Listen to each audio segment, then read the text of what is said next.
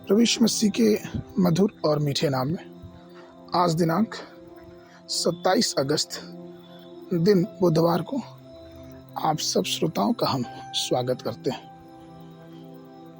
आज के दिन के लिए जो वचन है वो लिया गया है भजन संहिता उसका 29 अध्याय 4 पद। यहोवा की वाणी शक्तिशाली है, यहोवा की वाणी प्रतापमय है। प्रियो, आज का विषय है शक्तिशाली वाणी। यदि बाइबल का कोई एक अध्याय प्रभु की वाणी के विषय में बताता है तो वह भजन संहिता 29 है। प्रभु की वाणी हमेशा महिमा में ऐश्वर्य से भरी हुई और सामर्थ्य से भरी हुई होती है। जब वो हमें अपने नाम लेके पुकारता है तो ये कितना ही भला होता है, ये कितना आनंदमय और कितना अद्भुत होता है कि वो हमें नाम लेके पुकारता है।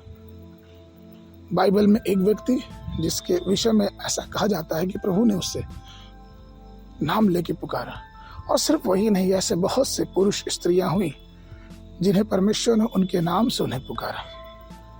लेकिन लुक्का उसके 10 अध्याय 41 और 42 पद में एक स्त्री जिसको यीशु ने उसके नाम से पुकारा, और वो है मार्था।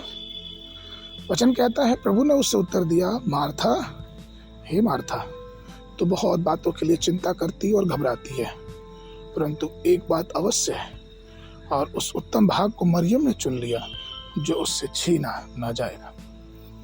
दो बहनें एक ही घर में रहती हैं, एक ही परिस्थिति उनके जीवनों में है, लेकिन देखिए किस प्रकार से एक बहन ने प्रभु के चरणों में बैठने को चुना और एक बहन रसोई के काम में लगी रही।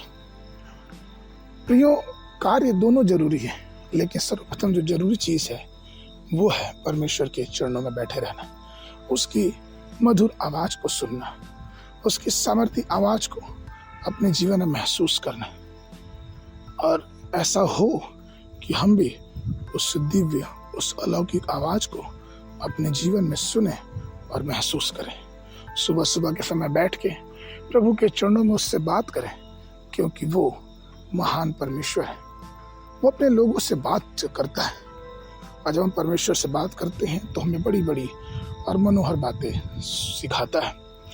प्रकाशित वाक्य 3 और 20 कहता है, देख मैं तेरे द्वार पे खड़ा खटखटाता हूँ, यदि कोई मेरा शब्द सुनकर द्वार खोलेगा तो मैं उसके पास भीतर आकर उसके साथ भोजन करूंगा और वो मेरे साथ।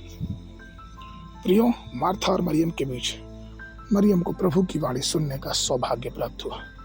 आज हम भी जब इस संसार में रहते हैं, हमें चाहिए कि हम इस बात को ध्यान दें कि हम कैसे परमेश्वर की वाणी को सुनते हैं। और यदि हम परमेश्वर की वाणी सुनते हैं तो आप इस बात को ध्यान रखें कि हम स्वर्ग में उठाए जाने के लिए तैयार हैं, क्योंकि वो तुरही जल्दी फूंकी जाने वाली है। आगे के मनन के लिए भजन संहिता उसका 27 उसका 4 पद। एक बार मैंने यहोवा से मांगा है, उसी के यत्न में लगा रहूंगा कि मैं जीवन भर यहोवा के भवन में रहने पाऊं, जिससे यहोवा की मनोहरता पर दृष्टि लगाए रहूं और उसके मंदिर में ध्यान किया करूं। बाइबल अध्ययन के लिए सुबह के समय भजन संहिता 120, 121, 122 और संध्या में 1 कुरिन्थियों उसका 9 अध्याय। परमेश्वर आप सबको आशीष देवे।